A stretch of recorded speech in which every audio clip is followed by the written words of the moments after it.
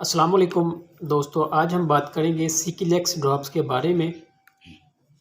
इस वीडियो में आपको बताऊंगा कि इसका इस्तेमाल किस लिए करते हैं, इसके इस्तेमाल करने का सही तरीका क्या है और किस सूरत में इसको इस्तेमाल नहीं कर सकते और इसकी ओवरडोजेस से क्या नुकसानात हो सकते हैं।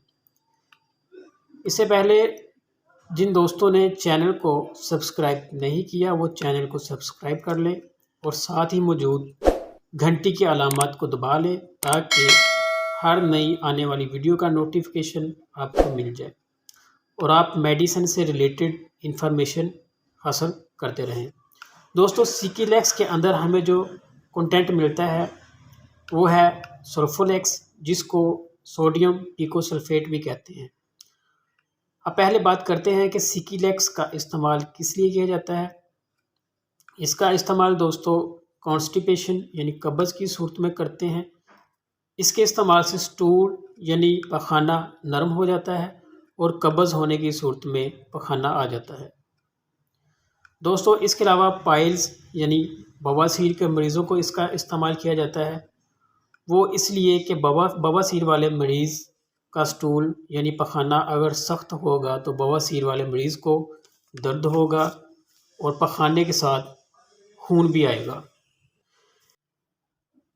इसके अलावा अगर किसी मरीज़ की एंडोस्कोपी या एब्डोमिनल रेडियोलॉजिकल प्रोसीजर करना हो तो प्रोसेस से पहले मरीज़ को इसका इस्तेमाल करवाया जाता है ताकि पेट और इंटेस्टाइन अच्छी तरह साफ़ हो जाए। अब बात करेंगे कि इसका इस्तेमाल किस सूरत में हम नहीं कर सकते। पेट की किसी अचानक होने वाली सर्जरी के बाद इसका इस्तेमाल नहीं कर सकते, जैसे अपेंडिक्स की सर्जरी। दोस्तों, प्रेगनेंसी में इसका इस्तेमाल नहीं कर सकते, ख़ास तौर पर पहले 3 महीने में, और दूध पिलाने वाली माएँ इसका इस्तेमाल नहीं कर सकती। डिहाइड्रेशन होने की सूरत में आप इसका इस्तेमाल नहीं कर सकते। इसके अलावा अगर आपकी इंटेस्टाइनल ट्रैक में या आंतों में कोई रुकावट है तो आप इस सूरत में भी इसका इस्तेमाल नहीं कर सकते।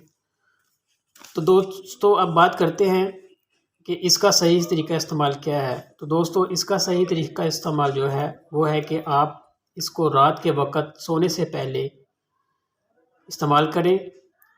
और अब बात करते हैं इसकी डोजेस कितनी होनी चाहिए।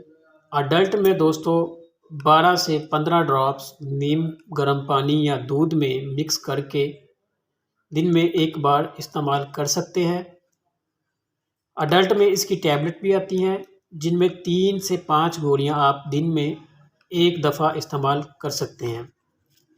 इसके अलावा 2 से 5 साल के बच्चों में दिन में 3 से 5 ड्रॉप दिन में एक मरतबा इस्तेमाल कर सकते हैं और 6 से 10 साल के बच्चों में 4 से 7 ड्रॉप्स दिन में एक मरतबा इस्तेमाल कर सकते हैं।